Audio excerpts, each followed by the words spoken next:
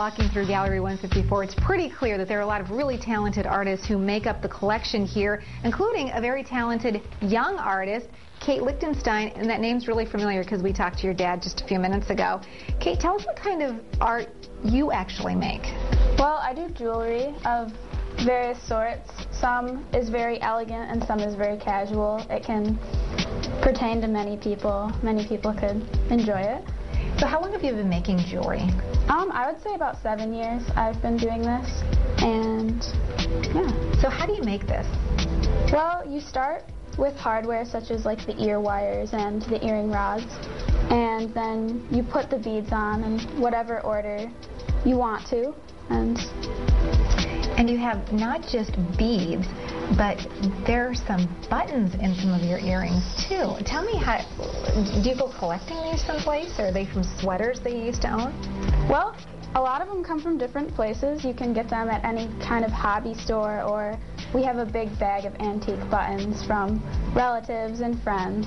So do you get inspired? Do you kind of get a vision in your mind of what you think a cool piece of jewelry would look like? Yeah, it's cool to look at jewelry, even in catalogs or in other galleries, because anything you look at can inspire you. Do you kind of think about it as wearable art? Yeah.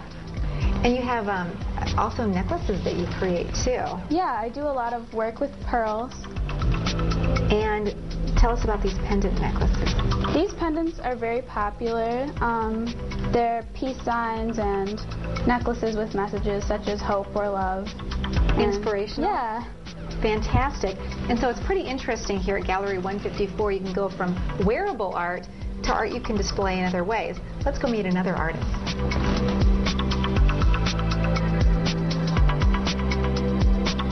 And with more than 70 different artists represented here, there's a wide variety of different artistic tastes, everything from metalwork to glass, of course, unique lamps, stuffed animals. But an interesting artist here is Tom Wilson. You actually started your art career as an author. Tell us how that came to be. Well, I wrote 3 books on Michigan tourism along with my wife, Chris Byron, and people who sold the books started asking for some of the material that was in the books if I could produce a print of that material. So I started by doing adaptations. Something like this would have been an advertising brochure put out by the Railroad Administration, and I took the cover art and the map from the interior and combined it with a border into a print. Just incredible, and taking just some of the other really unique creations from Michigan's history.